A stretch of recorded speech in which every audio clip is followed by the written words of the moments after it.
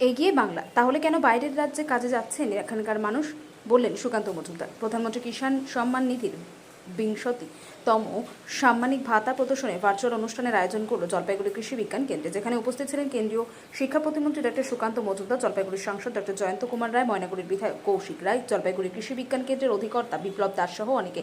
আর সেই অনুষ্ঠানের শেষে সাংবাদিকদের মুখোমুখি হয়ে রাজ্যের বিরুদ্ধে ক্ষোভ উগড়ে দেন তিনি।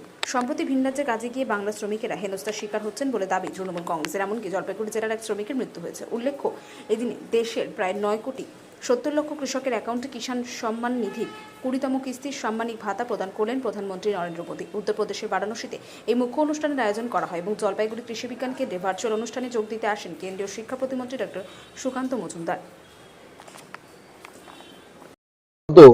খুন হয়ে কুপিয়ে খুন করে আমার পাড়ারই পাশের লোক, যাদেরকে মুখ্যমন্ত্রী দুধেল গায়ে বলেন, তারা আমার বডিটা ফেলে রাখবে ওখানে, আর 4 ঘন্টা লাগবে পুলিশের আসতে। ইলেকশন কমিশন করেছে।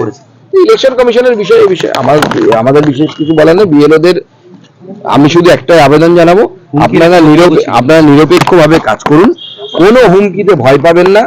দিদির যে ভাই আপনাকে হুমকি দেবে, চমকাবে, ধমকাবে, তার ছবি তুলে সোশ্যাল মিডিয়ায় পোস্ট করবেন, তার বাড়ি যেখানেই হোক, বাড়ি থেকে তো বেরোবে, তারপর বিজেপি তার ট্রিটমেন্ট করবে। ট্রেনিং নিয়ে আসার পর জলপাইগুড়িতে ঘটনা ঘটেছে, তাকে আপাতত লিস্ট থেকে বাতিল, প্রশাসনের চিঠি দিয়েছে ইতিমধ্যে ঘটনা। না, সে মুখ্যমন্ত্রী চেষ্টা করছেন যে দিল্লিতে যারা গেছিল তাদের নাম বাতিল করার জন্য। সে তো দেখুন, কয়লা যতই ধোবেন আপনি, কালো ছাড়া তো সাদা তো কোনো হবে না।